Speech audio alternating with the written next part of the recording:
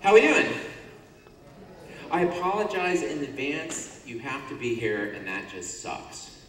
That is so horrible. In fact, let's whine about it right now. Like, let's... Okay, now, build a bridge, get over it, okay? So we're here, and we have two choices, besides being on Facebook. I know, like, several of you are Facebooking as we speak. My name is Paul. I'm a Facebook addict. And here, like you're thinking I'm making this up. So 2 weeks ago, I was giving a speech, and do you know Facebook doesn't let you have more than 5,000 friends? They like cut you off. They're like, you're high on friends, you can't have any more. So 2 weeks ago, I was getting close to my 5,000 friend limit, and I mentioned this in a speech.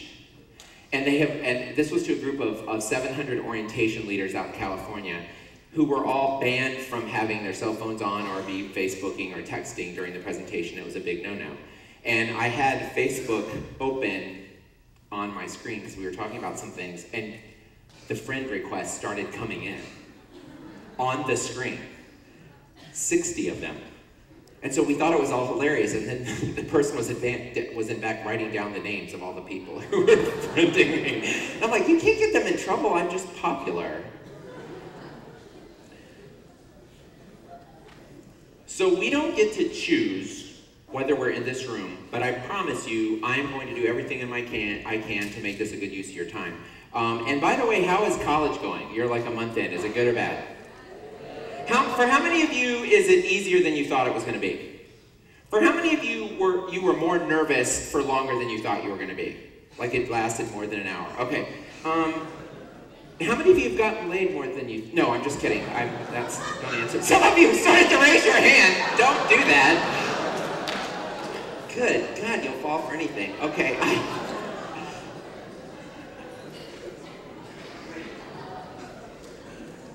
I know, so how many extroverts are in the room? How many people like say things and then go, did I just say that? Because on the drive down here, I flew into Harrisburg last night. On the drive down here, I brainstormed all the things I was going to ask you, and oddly, that was not one of them. That just came up all of a sudden, and I apologize. So, we saw that video, so we don't need to do that one again, all right? Sorry, I should have had this set up. I'm unprepared. So my name is Paul, and I do speaking and training for a living. When I was involved in college, I was running around on campus as an orientation leader, as an RA, and student government. And my junior year of college, my dean of students pulled me aside and said, wait, RAs? Are there RAs here? Thank you. God bless you for the work that you do. Don't smack the residents. It's okay to think about it, but it's generally frowned upon.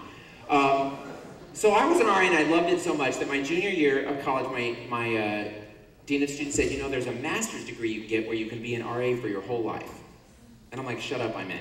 So I go to middle of nowhere, Ohio, and get a master's degree in higher ed and managed residence halls for a while and was taking college students to conferences, loved it, and started doing speaking and training, and now do that full time. And this time of year, I spend lots of time hanging out with college students, new students. So this is a little bit late in the year for me to still be hanging out with new students. Obviously, this isn't your first hour on campus, but up until last week, I was still hanging out with new students the first hour or the first day that they were on college campus. And if you were like most new students, you got lots of advice, right? Did lots of people give you advice? Like parents and everyone that got in front of you, I want you to make sure you blah, blah, blah, blah, blah. And so when I started having to give these speeches, I thought, well, I'm supposed to give them advice, but they've already heard all the advice. So what I did is I asked at the time I had 4,000 Facebook friends, hi, how come this slide isn't advancing? There we go. So I asked at the time, let's see, how many friends did I have? 4,350 friends. The question I posted was, Paul, Wesselman needs your quick advice. What advice would you give to new college students and or their parents to make their college experience effective and enjoyable? And they answered, and they answered, and they answered, and they answered, and they answered, and they answered. And what this speech is going to be is I'm going to read to you every one of those and comment. No. She's like, what? No way. That is not what this speech is going to be about. Actually, I'm going to talk about this speech, but I'm not really going to give it to you because you've already been on campus for a month, so you know everything there is to know. But I do have to tell you that when I was in Philadelphia 2 weeks ago, I was speaking across the river at Rutgers University Camden campus, and had a very bizarre thing happen that I have to tell you about. But first, I need to teach you something, and this is going to make no sense, and you're going to think this is very weird. Just shut up and do it, okay? It doesn't involve kissing your neighbor. Yet. Right.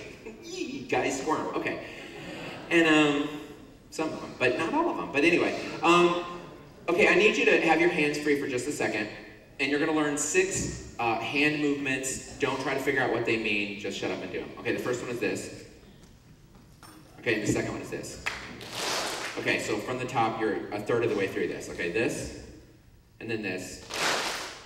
And then I forgot the third one. Crap. Oh yeah, this one's okay. So this is called crumbs off the table, and it involves making a table with one hand, and then with the other hand you're gonna like brush crumbs off the table, but you're gonna move it across like this. Yes, a movement. Very good. Ooh, some of you are in professional dance. Okay. So from the top, and then we'll be halfway through, and then we'll move on. I promise. First one is, and the second one is, the third one is, the fourth. She's excited. Okay. And then I know. But she's awake now. So the fourth one is very complicated. Not everyone can pull this off. It's called dolphins in the ocean. And it requires you having 2 fists, putting them close to your chest, and then you're going to make little dolphins in the ocean. Nice. Yeah, it's not a hula. But you can do that if you want, but no. And then the next one is this. So you're just going to do this. And then let's do that from the top, and then we'll learn the last one. Okay, the first one is, the second one is, and the third one is, nice, I forgot. I forgot the third one. And then the last one is a two-stepper. Jazz hands, nice, and then point down. Point down. You just do that so good. All right, so from the top, and then we won't have to do this again, but 2 more times the whole session. From the top, and then because I'm actually going to need you to remember these forever. I know. So let's try it from the top real quick. The first one was, and then, oh my God, I remember. Okay, give yourselves a hand. That was very good. How many of you, even though you've been here a month and I'm sure you've met lots of people, how many of you are hoping/assuming that between now and the end of the semester, there are more people yet that you hope to meet on campus? Raise your hand if that is a true statement. Okay, keep your hands all the way up just so people can look around the room and see what percentage. Okay, now put your hands down. How many of you are sitting next to people you already know pretty well? Okay.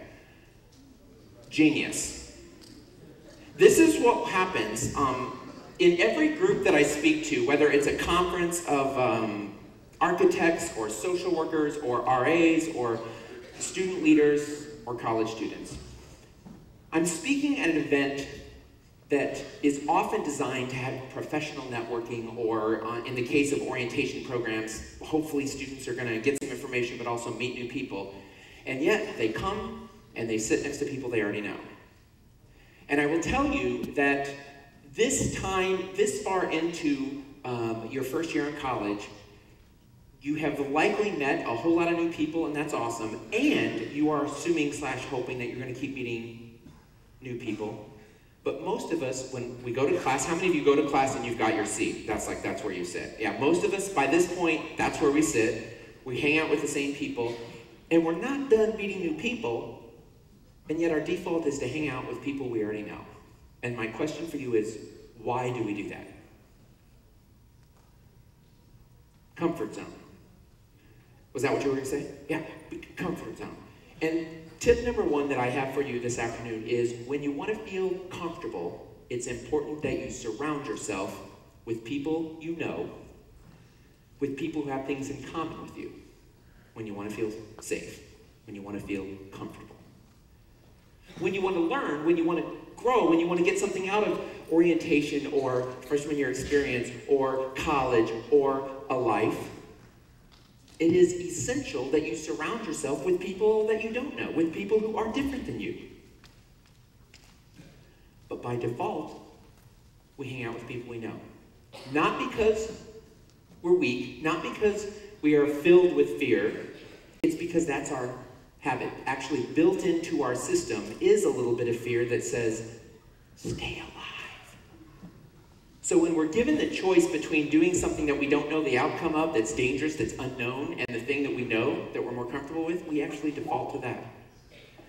Uh-oh, is that my mom? She calls sometime. Okay, I'm going to ask you to do something daring and bold and shocking, and it involves you, when I say go, it involves you standing and meeting 3 people that you have not yet met. And if you're really feeling brave and daring, I want you to end up sitting next to people that you have not yet met before you entered this room. On your mark, get set, go. Your challenge is to be easy or hard. For how many of you that was really easy? Okay. And yet, you didn't do it on your own. And one of the things that I'm hoping that I can challenge you to do, because while it is true that you didn't have a choice about whether to be here, you have a choice about whether this is going to be a good use of your time. As I said at the beginning, I'm going to do everything I can to make sure that this is a good use of your time. And one of the things I will tell you is that when I do that at orientation programs, I often, after I say that, I tell people, what's cool is you may have just met your best friend, and you don't know it yet. And I've said that for several years, and I swear to you this is a true story. You can go to my Facebook wall and find it. About 4 weeks ago, on a Monday morning, I got actually it might have been a private message, I don't remember now. It was either a wall posting or a private message. And this guy says, you spoke at my freshman orientation several years ago, and the first thing you had us do was stand up and meet 3 people we didn't know. And I just got to campus and I didn't know anyone. I just want to let you know, I graduated, I work in Boston now, have a great life, blah, blah, blah, blah. College was awesome. And I just got back from being the best man in my best friend's wedding. And I met him that night. And I said, shut up. That is so cool. Like when I say that, I mean it in theory, but in his case, it was really true. And even though I'm not speaking to you at that exact moment, first hours, first days on campus, it is so true. And one of the things when I was writing down in my notes what I was hoping to share with you today, it was that idea that there are still so many opportunities you have in this first semester to remember that your default when you're faced with new and comfort, unfamiliar and safe, you are going to default to comfort and safe. And the first couple of friends that you met, if you came here with people you already knew, you've probably figured out that the people who came to college not knowing anyone met a lot more people early on. And the tendency for us to hang out with people we know can sometimes be so strong that we lose out on opportunities. So I'm going to tell you, I'm going to quickly tell you the 6 pieces of advice that I give to new students. And you already know a lot of these, so you can snooze through these. But I've got to tell you this freakish story that happened when I was at Camden. So here's the 6 pieces of advice. The first one is asking lots of questions. Most first-year students are afraid to ask questions. They're afraid that they're already supposed to know the answer. They're afraid they'll look stupid. They're afraid that they're going to ask the wrong person, whatever. Most students are just afraid when they're new students. And it might be worth telling you yet that if you're still worried about being a stupid freshman, here's the deal. You are a stupid first year, right? You're not supposed to know everything. You've only been here a few weeks. Being a stupid sophomore is really the bad thing. My first year on campus, when I was a first year student, my roommate was a sophomore, and I thought that was awesome because I thought for sure that he was going to know everything and I was going to have this built-in resource in my room.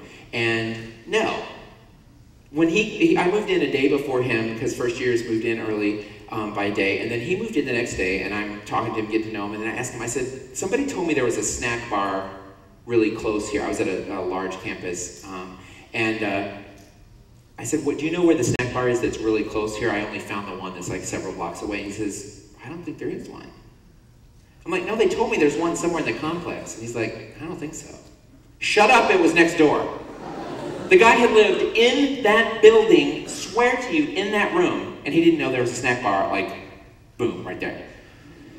Don't do that. Ask lots of questions, but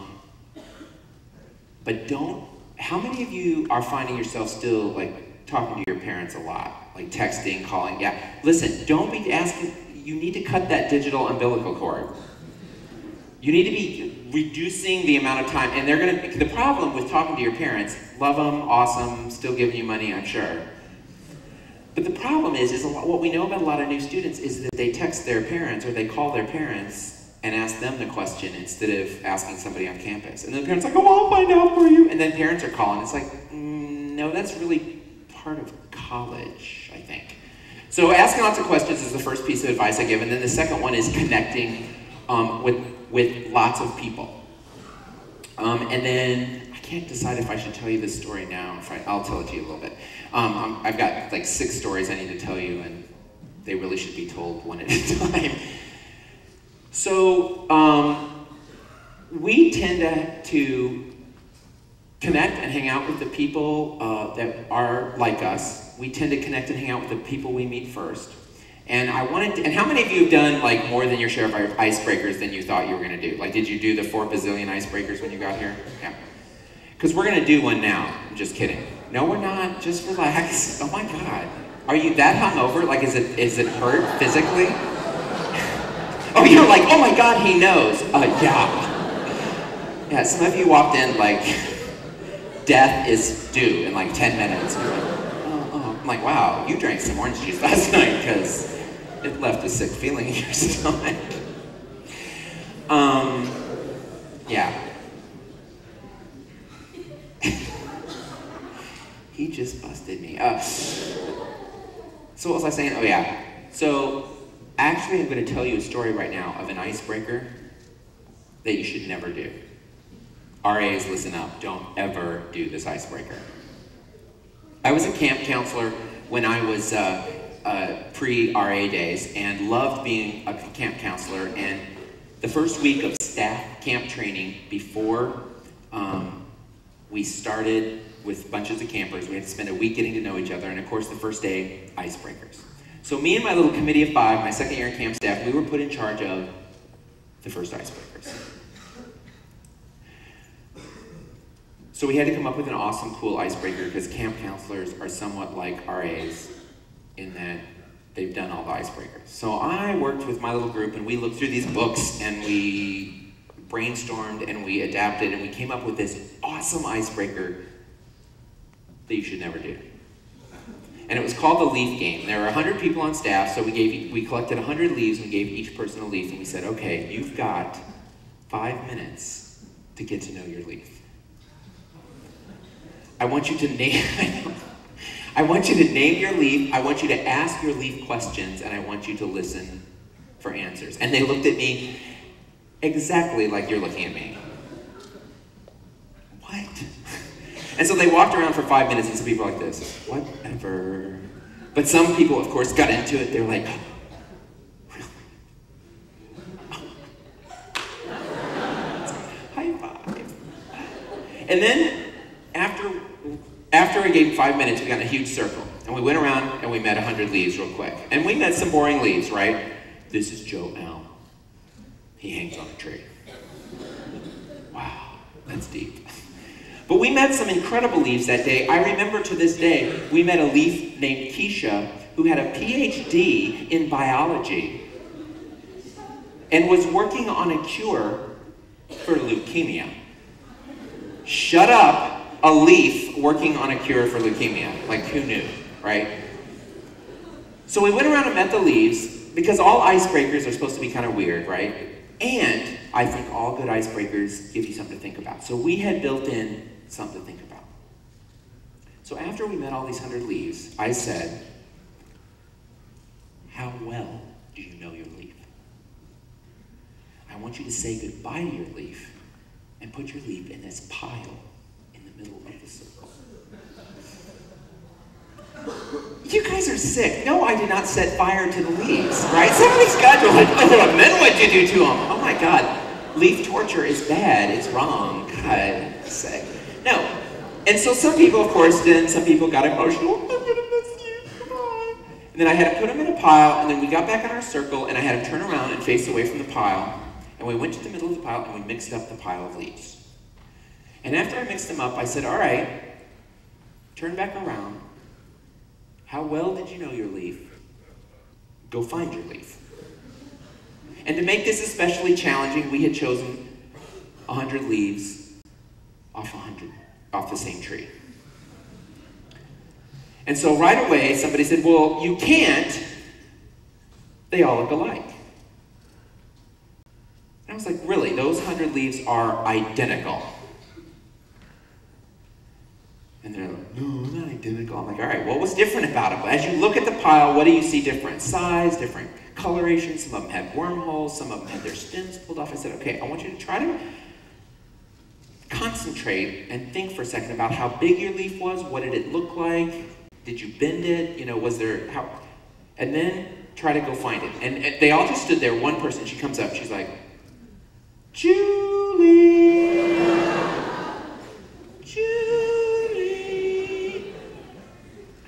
She finds Julie. And so everyone's all, oh my God, I want my leaf. And so then it took us a while, then pretty soon we've got 100 people like fighting, and it takes us a half hour for everyone to find their leaf.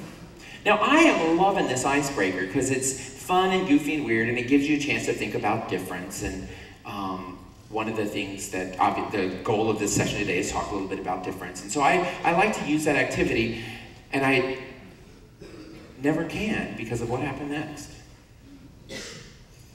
When the camp director came up to me and said, Paul, where did you get the leaves for this activity?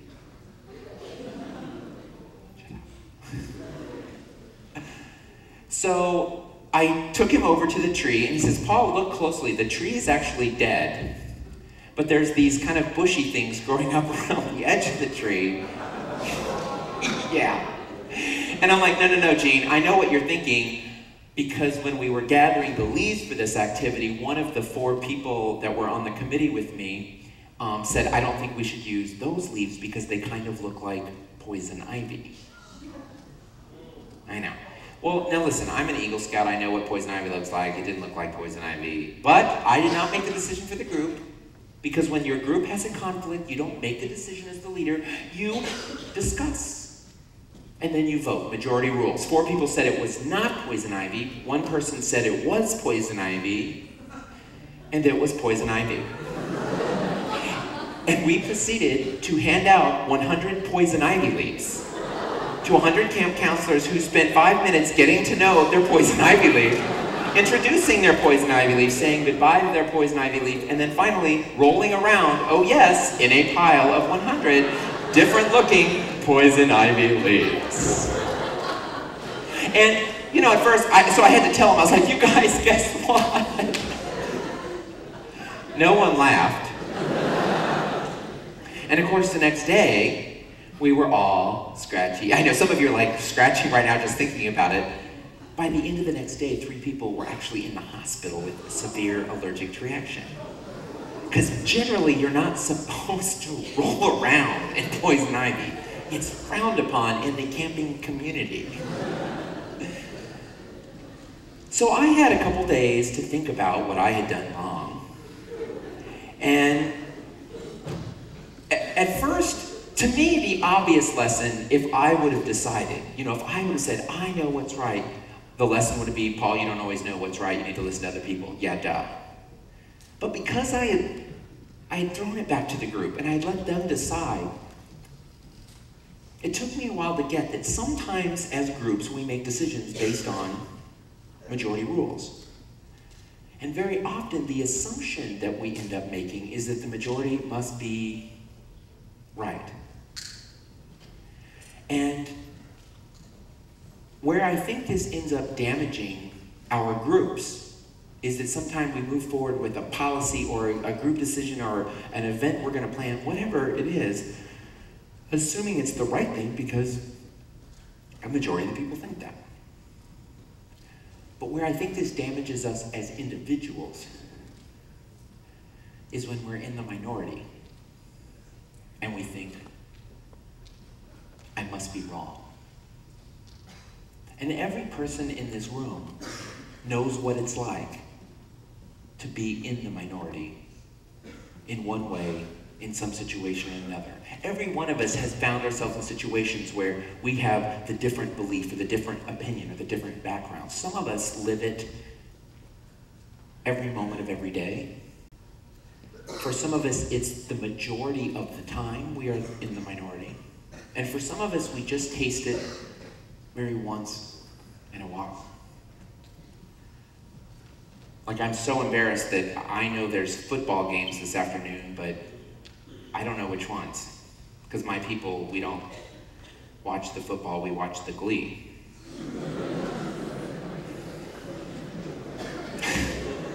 Don't act like you didn't know, shut up. What? What does he mean? I don't get it. And if you were Facebooking right now, shut up, you missed out. I just told you a secret. No, I didn't. Wait, does anyone in this room watch Glee? Yes, and what did you think of last week? Yeah, I know. Kind of meh, right? Yeah, it's gonna get better. Because you heard next week, right? Yes, Brittany is all about, okay. It's not Gaga, but you know, it'll work. But wait, what games are on this afternoon that we care about? Eagles, Jets, okay. We have this problem in Wisconsin. I live in Wisconsin, and when you move to Wisconsin, you can't get a driver's license until you pledge allegiance to the Packers, right? It's all about the Packers. And when the Packers are awesome, it's great. When the Packers suck, it's like, Packers, woo! Like, they love their team no matter what. And then Brett Favre, like, kind of messes thing up and is weird. And is he retiring? Is he leaving? And then he retires like 6 years, 10 years. I don't know how many years now he's retired, but then come out and he switches team. So then you've got some mixed up. And there was a point to me talking about football. It's a sport and minority. I have no idea. Sorry. End of that weird story. So football players don't play with poison ivy. Yeah, I don't know. I know I take these tangents and I had a brilliant point. Maybe it's because I fell off the stage. All right, where's my... Let me do this really quick. If you're Facebooking or texting right now, look up because I'm going to take a picture and you won't get counted as credit if your face is down, so hold on just a second. Okay, kind of smile and be in, okay.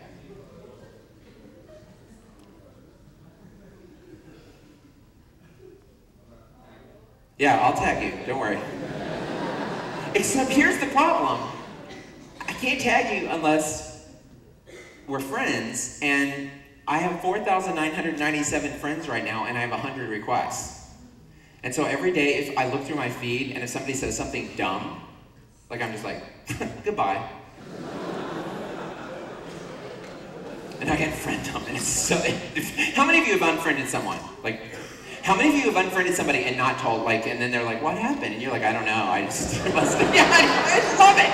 I did that last 3 years. This person that I went to high school with, ended up, I live far away from where I went to school, but this person moved to my neighborhood, and I hated her in high school, right? And she friended me, and I'm all like, okay, whatever.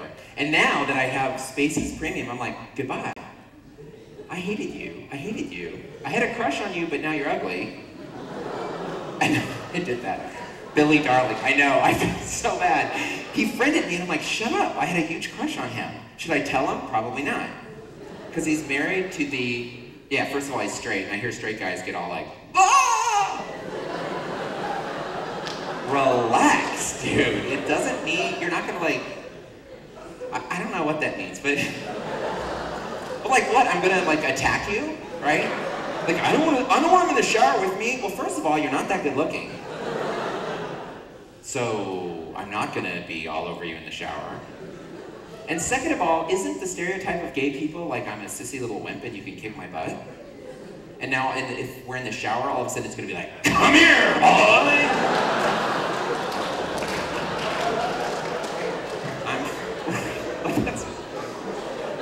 Did I just do that? Come here! Like I just made that up, okay? No. Facebook that. No, don't. Because that's not, okay. No, I've never really understood that. And you know what I think it is? And the women in the room can maybe back me up on this. I think what straight guys are afraid of, I think that they're afraid I'm going to show as little restraint and respect towards them as they sometimes do towards women. And I'll tell you this, if as many heterosexual men on a college campus were sexually assaulted by gay men as women every year are sexually assaulted on a college campus by straight men, I would understand their fear more, because we know the sexual assault rate on most college campuses is way too high. Ooh, it just got serious. Sorry. Paul gives us something to think about. Sorry, it's just like I go off on these tangents. And the other one that, well, wait, one more. We'll pick on the straight guys, then they all love them, and we'll make out later, and it'll be great. Right, so then they squirt, right? Some of you went, ew, gross. Because the idea of two guys is kissing is gross. Okay, and this is what I just say. It's like, then why are you thinking about it so much? And don't. And are you sure that if it's gross, if that's the rule, if something grosses you out, then it must be morally wrong? Because I got a secret for you, and watch this. This is gonna blow your mind. Your parents have sex. All right, oh, so that doesn't bother you this morning. Okay, or this afternoon, sorry. So that didn't bother you. Here, your grandparents had sex. There. Plant that one in your visual, right there. All right. Moving on, okay. Why did you vomit? Well, it started out because, okay. Oh, sorry, go wait. Apparently we're taking a stretch break. Stand and stretch and take a 30-second stretch break. We're standing and taking a 30-second stretch break, because I forgot it. Before we leave, we're going to be hearing the Double Rainbow auto-tune, because that is a song right there. Like for a while, that was the most in the top 5 downloaded songs on iTunes. So we're going to have to hear that. But very quickly, I handed a bunch of people these rubber banded decks of cards, and then I had you move, which was really not an intelligent move on my part. So some days I do things and then I say, why did I do that? But I'm gonna ask you to do me a favor now, because we're gonna do an activity in just a little bit that is gonna completely blow your mind, and it's gonna have nothing to do with making out. And so if I gave you one of these decks of cards, if you could open it and just roughly take one card for yourself, roughly divide it in half, send them in both directions, and as you get one, I want you to take one, pass the rest of the deck down, and this is what I'm going to ask everyone in the room to do real quick. You're going to take a pledge. Put your right hand up. I promise. Oh wait, I'm sorry. You're not awake. I apologize. Let's try that again. I promise I will not peek. So you're going to get a little card that says, resist the temptation, don't peek. And I'm just going to ask you to ignore it, hold it in your hand for just a second. And where I placed these is, they're all random now. So if you find that you already have them and the pile comes to you, if you could do me a favor and pass the pile forward, and then we'll make sure that everyone has one before we do that activity. But really quickly, the other couple points that I make in my speech to new students is sampling the buffet and talking about trying new things. And then the next point that I make is about creating ripples and how the little things you do. Oh yeah, go ahead and do it now. Yep. I'm sorry. Thank you for, yeah, go ahead and do the passing out now so that we can get those distributed to do the activity. Because this next point that I make about creating ripples is that the little things you do matter far more than the big things. And we all know that you have to go see a dentist a couple times a year, and that's part of having good dental health. But brushing your teeth every day has a far bigger impact on your dental health. Going to the doctor when you're sick is obviously important. But every study of physical health said that how much sleep you get, how much you move, and what you put in your mouth on a daily basis has a far bigger impact on your health. You did not just go there. He's like, no, I didn't. Yeah, you did. Wow. I won't make eye contact with him again because I'll laugh now every time. He went there. Wow. Oh. Did any areas not get, sorry, we'll get you some back there. Sorry about that. Oh, a bunch of you did? Sorry. Extras? I'll get to you in a second. Sorry about that. Can you make sure they... Was he an RA? Nuh-uh. Oh my God, he's an RA, man. We're not looking because we don't want to bust him. We'll get you some. Wow. All right, now we've derailed it. Now what did you learn today? We talked about our grandmothers and it was really terrible. And ironically, the next point is about focusing. So let's jump there. Do you need one? Yeah, we need a bunch. Where are the extras? Oh, awesome. Thank you, sir. Zoop, zoop, zoop. Thank you. Extras pass all the way to the back row. They need to. Oh, I know. This is a little bit... sorry. Do not look directly at this if you are a little queasy from drinking too much milk last night, because that'll get you sick. But the point I make about focusing is about when you're... Oh, so you guys have already been in class for several weeks now. So how many of you found out that college can be just as boring as high school classes? I know sometimes there's this idea that, oh, every class will be really interesting, and it's not. And one of the things that I try to drill into new students is that when you sit down to a class, yeah, it might be a little bit boring, but you need to make it so that that's the most important class that there is and nothing else matters. And the extent that you can learn how to focus like that, and it's not easy, especially for people who were raised with these digital umbilical cords.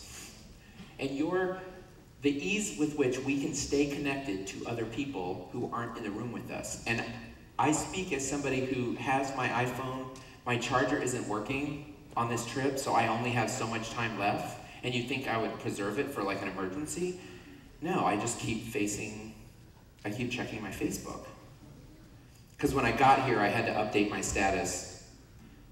I swore I wasn't gonna read this to you, but now it's too late. Paul Wesselman is at Gettysburg for a speech to first-year students and is suddenly terrified. What if they compare it to that Gettysburg address? I mean, I'm good, but I'm no Abe Lincoln. I don't know if you know there was a speech here a long time ago. Did they cover that in orientation, I think? Yeah. Yeah, and so all these people responded. Somebody wrote, just don't start the speech with how many score years ago something happened. I'll bet they're pretty well sick of that over there. Is that true? Do you like people make jokes about it all the time? Yeah, sorry, then I just did too. Oh, and then I just cussed in the microphone. That's bad. Cursing is bad. Have I cursed a lot? I don't think I've done too bad. See, I have this problem because I'm a recovering curseaholic. Oh, this is a good tangent. This is worth it. Wait, let's get off this screen. Let's get off this screen so you don't puke. Okay. Is that better? Wait, I'll tell you my cuss story in a different... So have you figured out that the 6 actions correspond to the 6 things I just talked about? So like the first one is, do it with me, ask questions. And then the second one is connect. And then the third one is sample the buffet. And the fourth one is creating ripples. I know some of you are like, oh. And then the fifth one is focus. And then the sixth one is enjoy today. I know, right? So there are YouTube videos, I swear to you, there are YouTube, if you Google ripples, you will find that people have posted videos of their new student groups doing these 6 actions and talking about them. And I ran into a guy, swear this is a true story. In New York City this spring, I was there to see a musical because my people like the musicals, sorry. I was there for a sporting event of some kind, no. Broadway. So I'm walking down the street and this guy goes, excuse me, are you the Ripples guy? And I was like, shut up, I am the Ripples guy. And, oh, and I say shut up a lot, don't I? I'm trying to stop. I picked that up like a month ago and I don't know where it came from. And I have this great story about shut up I might tell you later, it's awesome. Because you know that's a curse word to kids, right? Did you know that like when you're little, they say shut up's a bad word? And so you're not gonna believe what happened, I might tell you, but it's bad. It involves cussing, boy. So I talked to this guy, swear to you, swear, April 25th, go to my Facebook wall. I swear it sits there. The guy says, oh yeah, you spoke at my freshman orientation, I'm from California, blah, blah, blah. We talked for a couple minutes, we do this, click, click, because you gotta take the photo. And I go home and I said, are we Facebook friends? And he's like, yeah, and I go, okay, I'm gonna try to remember your name. And I went home, put the photo up, tagged him. He comes home because he was out drinking milk really late apparently. And 3:30 in the morning, he writes on my wall, he writes the actions that I talked about at his freshman orientation.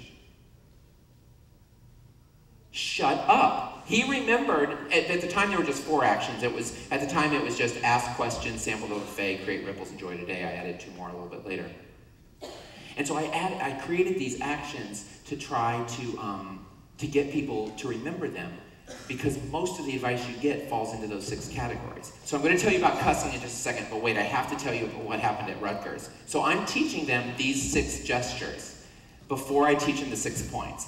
And we go through this is where we do this first, and then the second one is this, and then when I do this, crumbs off the table, swear to you, 600 college students that we were in an auditorium, I hear, that's gay. I know, shut up, right, I swear. And I'm not sure I hear it, but I'm pretty sure I hear it. And I did an extroverted thing, and I go, did somebody just say that's gay? Because this isn't gay. I'm gay. But this isn't really gay. And I didn't know how that would go over because I hadn't said anything yet, and they were like, and then I was like, is that okay? Like, are you freaked out? And they're like, no, okay. So then we keep teaching them, and then I get to the last one. And what's the last one? And as soon as they did this, they all laughed. And I go, okay, this one is a little gay. It's just awesome.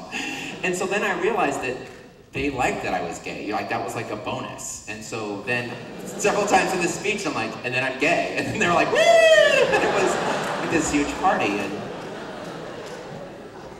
I don't know what that means. Okay.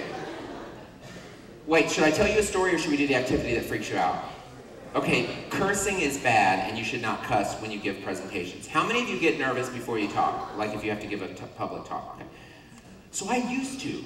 But then doing this for a living, I got over it. And it's just like hanging out with friends. And so a few years ago, I started having this problem where when I gave a presentation, I would talk like I'm hanging out with my friends. And when I hang out with my friends, I use lots of words that I wouldn't normally use in a presentation. And so I was having this problem, and then people would say, well, whatever you do, don't cuss. And then I was like, you know what I'm gonna do now, right? And so what I started doing I would ask people, and I did this here today, I asked people, how high up the cuss-o-meter can it go? If 1 is, like what's a good 1 low-level curse word? Poop is a 1? Oh my God. Damn, okay, damn is a good 1 word. Yeah, somebody said the S word. It turns out shit's actually high up there. Because do you know you can't say that on broadcast television? That's considered one of the words you still can't say. You can say the word bitch all you want on television. You guys, we live in a society where you can degrade women all you want, but you can't degrade poop. What? Who made that rule? Yeah, so we got damn, and then what's the 5? What's that? Don't say it, because then we'll all be in trouble. Like the F word, right? Probably. Not that word. That's like a 12. No, you never say that word. I know, right? There you go. He'll get it. So I would always ask my client how high up the cuss-o-meter can I go? And if it was if it's a corporate client, a lot of times they'll say this. They'll be like, "Oh, cursing is inappropriate." I'm like, I didn't ask what was appropriate. Hello. I just want to know at what point am I going to start offending some of them, and then I'll try not to go too far beyond that. And so, and with college students, right, they usually, like, what do you think they told me when I asked that here?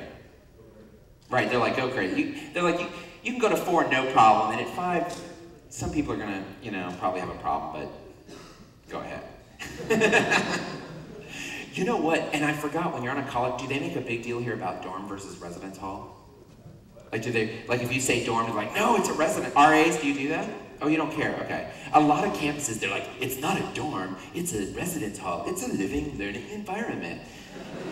And they drill it into it, and they drill that into the RAs, they're like, don't call it a dorm, it's not a dorm, it's a residence hall. And then the parents are like, I'm looking for this dorm, like, it's not a dorm! I'm like, dude, relax. And so when I come and I do presentations at campuses that are like that, then I will whisper up like, it's a fucking dorm. I mean, just so you know. Oh, and there I dropped the F-bomb, so there it flies out.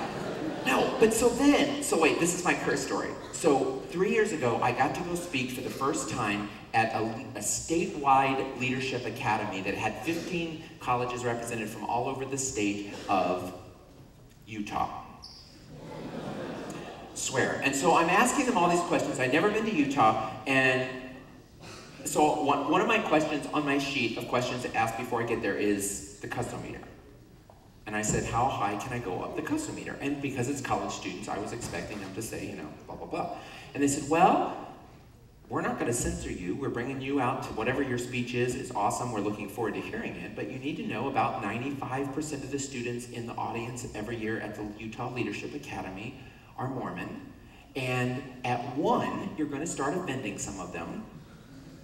And at 2, some of them are going to feel that this presentation isn't for them. And they're going to quietly excuse themselves. And they won't be rude, and they won't be disrespectful, but they'll just quietly leave. And all I can think of is, oh shit.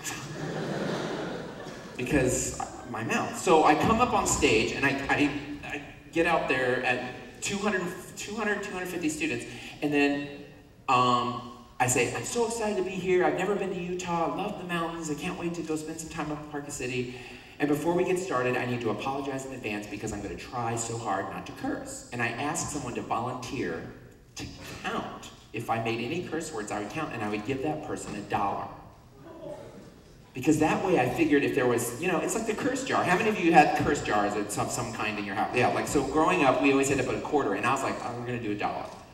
So I asked for volunteers, a bunch of hands went up, I picked the first person I saw, her name was Angie. So Angie's job was to keep track of little hash marks for each curse word.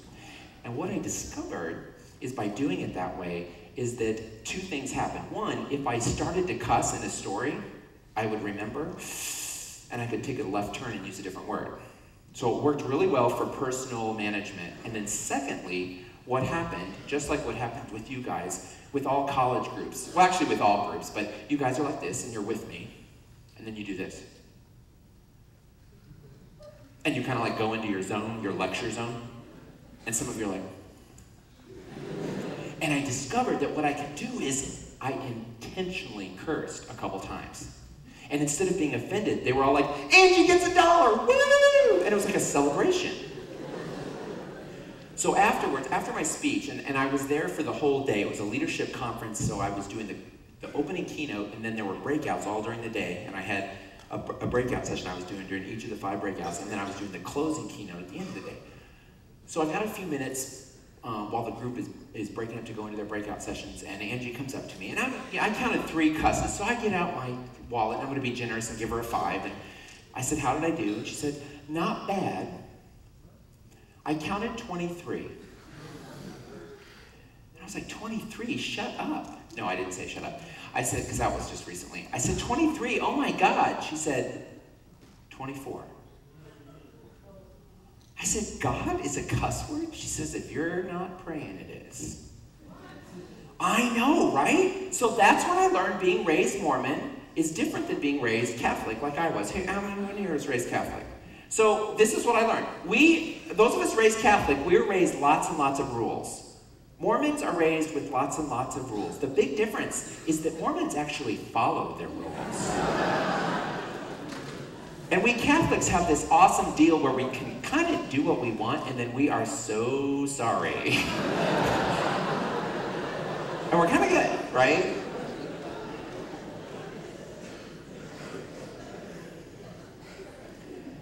And I apologize if that story offends you. Usually it doesn't offend Catholics because we're all like, yeah, it's true. But sometimes Christians feel that I'm making fun of Christianity. I'm like, no, not just us Catholics. It's not other people practice what they preach, but not us. We're the bad ones. Oh, and now we're going to do that. I was like, and where do we go with that now? Okay, so cursing is bad, don't curse. Here what we're going to do is we're going to do an activity that's going to completely freak some of you out. Because you are about to get a message that you are supposed to get at this point in your life. If you believe in God, this is a message from a higher power. This isn't a message from me. If you don't believe in God, that's okay. This is a message from the universe. And if you don't believe in the universe, that's okay. This is a message from Miss Cleo, your psychic friend. And we're going to do this activity in just a minute where the card that you have, and did anyone not get one? Okay. Extras, make sure that oh, you got extras right there. Can you get that?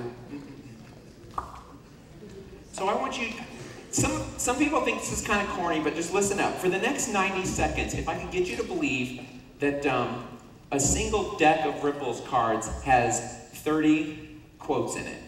And we used a whole bunch of decks to make sure everyone in here gets a quote. And I want you to believe that one of these 30 quotes, there's 30 different quotes, they're not, some people think, oh, they're all the same. That would be an interesting exercise. But that's not what we're doing. But I want you to believe for just the next minute that there was one quote that was meant to find its way to you.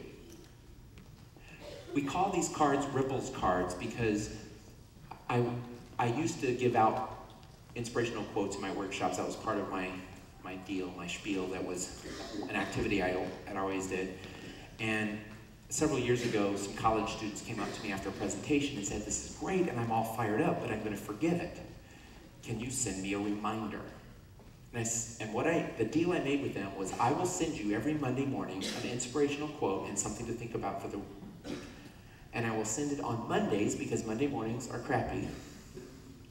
I used to use a different word, trying not to have to pay $1. It has to take 60 seconds or less to read because Monday mornings are busy, and it has to be free because that's the price point that college students love. And I said, I will keep sending these out for free as long as you keep finding me cool inspirational quotes. And we called the email Ripples to focus on the idea that little things can have a big difference in your life. And so 75 college students helped me pilot the program, and after a few weeks I asked for feedback and they helped make it better, blah, blah, blah. And so now there's 26,000 students all over the world that get Ripples every Monday morning. And then when Facebook came along, that made it even better for me because now what happens is a lot of students join, there's a Ripples Facebook group that people can post quotes on and ask questions, and it's a little bit more interactive. But anyway, so I still am doing this activity, and in just a moment, you're going to get your Ripples card. The catch is, the card that you're holding right now is not for you. Because I believe so strongly that every single time we cross paths with someone in this world, we have a message for them, and they have a message for us. And every person that you encounter, and every person that you will encounter, has something to teach you, has something to offer you, and you have something to offer them. Even the person that annoys you to no end. That person in your life right now that you cannot stand, that you have to be with in a group, or that you are stuck living down the hall with or whatever, don't look at him. Some of you are looking. Don't look at him. That person has a message for you, and you know what that message might be? I am so glad I am not that person. Or that person has a personality trait that if you can learn to get along with people that have that personality trait, when you graduate from here and go get a fantastic job making tons of money, when your boss has that personality trait, instead of killing them, which is generally frowned upon in the business community, you will have learned a little bit of how to deal with that personality trait. So what we're going to do right now is I'm going to have you, when I say go, I'm going to have you actually stand up, and we're going to take another quick stretch break, and you're going to switch cards at least twice with people around you. And then after you've done it at least twice, you can do it more, you've got to make sure everyone around you is switched twice, then you will have the card you're supposed to have, and I invite you to open it, share it with somebody around you, and tell them not just what the quote says, but why you think you were supposed to get it at this point in your life. And I will tell you right now, usually around half the people in the room definitely get a quote and they go, wow, this works. A few people are like, whoa. And another big chunk of people will be like, yeah, I guess you can kind of make it fit. And there's some people who have no idea. And the quotes are going to be yours to keep, do with whatever you want. But I will tell you that some people get their quotes early. The universe works in mysterious ways. And right now, you read this, and a student that I spoke with at a campus about 6 weeks ago just wrote me 2 days ago and said, you spoke at my first year orientation, blah, blah, blah, blah, blah. 2 nights ago, I was talking to my friends and I understood why I got my quote. And she shared with me which quote she got and what it meant to her. And I was like, of course, you know, I ended up writing, shut up, that's so cool. Stop saying shut up. So what we're gonna do right now is stand, switch cards at least twice, share with a neighbor why you were supposed to get that quote.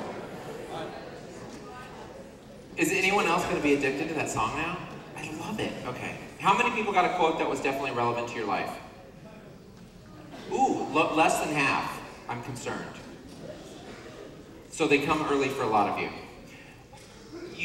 You will notice that the piece of paper that the Ripples card was wrapped around is an email. If you want to sign up for Ripples, this is what I promise. I will only sell your email 3 times. No. I know that your email is precious and gets spammed and that's disgusting. If you want to sign up for Ripples, what I tell people is the only thing I do with your email is sign you up for Ripples, and when you get Ripples, at the bottom of each one it says click here to unsubscribe, and then you're done and you're off if you want to try it. And you can leave those on the table when you come through to swipe to check in to get your valuable attendance. So you can, what do you win? I forgot. Oh, that's right. The more you go, the better. Oh yeah, you gotta go. You weren't just here because this is gonna be the most engaging presentation ever. So as our time winds up, I have to finish a couple stories, and there was one story I swear I was not gonna tell you that I kinda wanna tell you. Oh, shut up! Okay. It's kinda bad. Is it okay? Okay, I feel bad. Listen, well, I'll tell you this. Before I tell you this, I'll tell you what happened when I accidentally came out to the Mormons. Yeah, shut up. So I knew that probably when I went to Utah with I can't remember now if it was 94, 96% literally of the students were LDS, Latter-day Saints Mormon, that I was pretty sure that their beliefs about homosexuality was different than mine. And that I shouldn't try to promote it or encourage it or sample it or whatever. No sampling the buffet, no. Did I just say that out loud? I think I did, okay. Stop it, shut up. Extrovert. But then what happened was, I was so remember how I had said, oh my God, a whole bunch of times. And I felt horrified after giving a keynote address to 200 college students, that for a lot of them, I had spent my entire keynote address using the Lord's name in vain. Now, even though that's not how I was raised, and even though me saying, oh my God, wasn't at all the same to me the way somebody saying GD would, to them, to my audience, it was. So I thought, how am I going to deal with this? And I didn't even know if anyone would end up coming to my breakout session. And what happened was then, and they did, a lot of students came and several of them came up to me and said, you know, your presentation was good, I'm so excited, blah, blah, blah. So before I start my little breakout on time management, I just wanted to apologize. I said, you know, Angie told me that I was using the Lord's name in vain, and I just really want to apologize to you. And I wanted to explain to them that I consider myself a Christian, even though I don't talk about it a lot. And I said, I sort of consider myself a closet Christian. Right, and when I said closet, some of them giggled. And then my extroversion, which I think you've noticed by now, I have. I stopped and I go, not that closet. Like I would even fit in that closet. And then what we extroverts have learned is sometimes you just move on. Right? So I'm like, blah, blah, blah, blah, blah. And I jumped into my speech, and that was all good until lunchtime came. And then some students, we were having just like a buffet hot dog outside lunch, and some students wanted to sit at my table, and we were talking, and they said, you know, we had a question for you. Earlier at the beginning of your time management workshop, you said, well, you implied, and of course I knew right where, so I was like, what? And this girl was like, well, you said closet, and it made it sound like you were, and I go, oh, gay? Yes, I'm gay. And they're like, oh. And then they came to questions. They said, oh, well, you also said you were Christian, and how does that work? And we ended up having this awesome conversation about that. And at the end of my day with them, I was giving the closing address. I ended up sort of spontaneously pausing from the prepared remarks that I had for the closing, and I said, you know, when I told my friends I was invited to Utah to speak at this conference, some of my friends told me I shouldn't go. They said, Mormons don't like gays. And what I told my friends was, I don't know what they're going to think about me, and I don't know whether it will even come up, but I know for sure that every single person in that room knows what it's like to be judged based on one part of who they are and not given a chance to get to know the whole person. And as I'm telling them this story in the closing session, as soon as I said that, I saw a bunch of people nod their head. Because it certainly had been my theory from my town where I grew up, is when you saw the two guys dressed in suits coming up the door that you roll your eyes and they're crazy and they think this. And it turned out that even though there were a lot of people in the room who had a different opinion about some things than I do, we found something that we had in common. And it might feel like this presentation I gave you this afternoon was mostly just a random, let's go in this tangent, let's go in this tangent. Most of those tangents were to try to nail home the idea that part of your responsibility as a student, part of your responsibility as a person in life, is to make sure you're finding the right balance between feeling comfortable, surrounding yourself with people you know and who are like you, and feeling challenged, surrounding yourself with people who are different than you, with people who you don't know very well. And one of the things that's happening in our society is that Republicans hang out with Republicans. Democrats hang out with Democrats. And so it becomes so much easier to say, they're stupid, they're wrong, they're evil. And it used to be, in polite society, there were some things you don't talk about. You don't talk about religion. You don't talk about sex. You don't talk about politics, and you don't talk about money. And now what's happened is we end up talking about politics in a way that we surround ourselves with the people who agree with us. And one of the things, I've talked about Facebook a lot, but I'll tell you, one of the things I treasure about my Facebook interactions is that I have 5,000 friends, some of whom, like me, are a little on the left, some of whom are a little bit on the right, and some of whom are passionately on different spectrums, and then of course some people that don't even give a crap about anything in politics. A few weeks ago, I posted a status message that said, the Ground Zero Mosque is neither located at Ground Zero, nor is it technically a mosque. Discuss. 85 comments later, there were some people who wrote some extremely passionate things about both sides. And some people were a little bit disrespectful.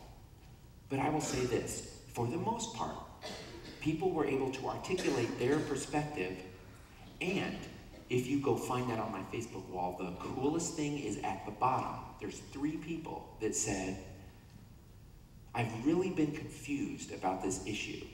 And reading through these comments helped me think about both sides in a more neutral way. And that is why I beg you to make sure that this afternoon was not a waste of your time.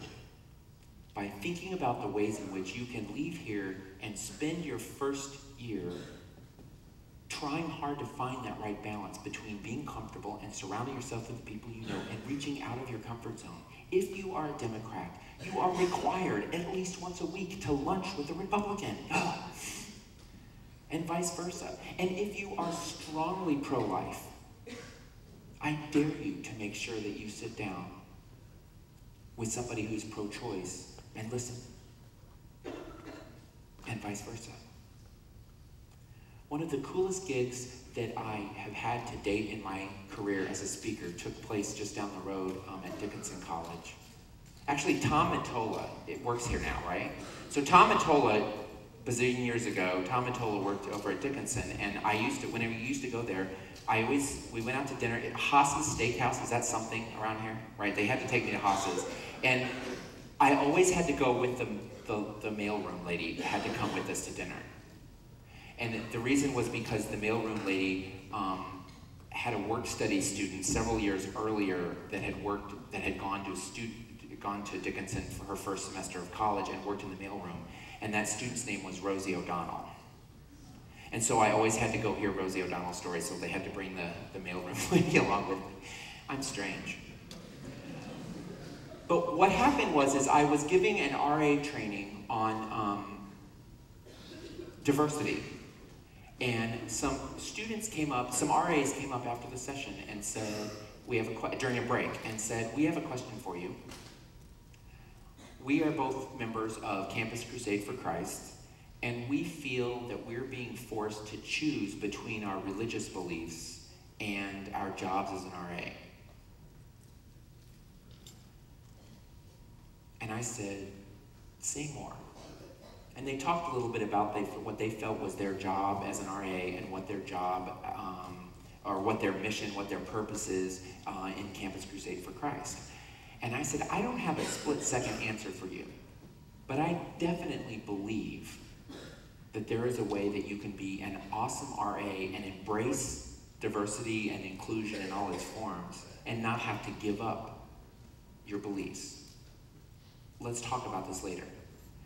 And I convinced some of the RAs in the room who were gay and members of their LGBT group, and 4 or 5 RAs who were either members of Campus Crusade for Christ or were Christians who were struggling with this issue, to have dinner and talk about it. We were up until 2 o'clock in the morning. And it was the coolest discussion in the world. And several of them, this was before Facebook, so I couldn't stay in touch with all of them, but several of them contacted me to say that they understood the other person's perspective like they never had before. And that's what I am hoping that a boring required session on diversity can do for you at its best. Our time is almost up, it's getting really close, and I promised to finish a story that I'm going to get in trouble for, so I apologize. Shut up. So you're not supposed to say, shut up. And so I've been saying it a lot lately. And this girl comes up to me in the airport, who's heard me say this, I think I was on the phone, and she says, that's a bad word. And I said, what is? She's like, shut up. I'm like, well, it's not really a bad word. She says, my mother says that you're not supposed to say that. And I said, well, the next time your mother says that, tell her to fuck off, and she will never yell at you for saying shut up again. Okay, I didn't really do that, but wouldn't it be great if I did? Oh, I swore I wasn't going to tell that story. But this is what happened, is I have been approached by several kids and told me that shut up is bad. And I was on my treadmill last night, or on the treadmill at the gym in my hotel last night, and I was imagining what I was going to say if I said shut up too much. And I just had that sort of daydream of that's what I was going to say the next time. And I was like, that would be so awesome. So here's the truth. I believe you and I were supposed to cross paths today. And if you didn't notice, this was absolutely the most important speech I've ever given. Because this is the speech that I have today. And the advice that I share with you about asking lots of questions and about connecting with other people and about sampling the buffet and about creating ripples and about focusing and enjoying today, the part about focus is that the person that you have in front of you that you're having a conversation with, the class that you're in, the meal that you're enjoying with friends needs to be the most important thing in the world while it's happening. And when I learned how to set down my Facebook and resist the temptation to text and give the person or the people or the homework or the project that I've got in front of me, the quality of my output improved, and I still had plenty of time for texting and Facebooking. I do believe that you and I were meant to cross paths, and I hope that there's something of value in today that you can hang on to and perhaps share with somebody else. Thank you so much for your time. Go enjoy your football, your afternoon, your sleeping. Awesome.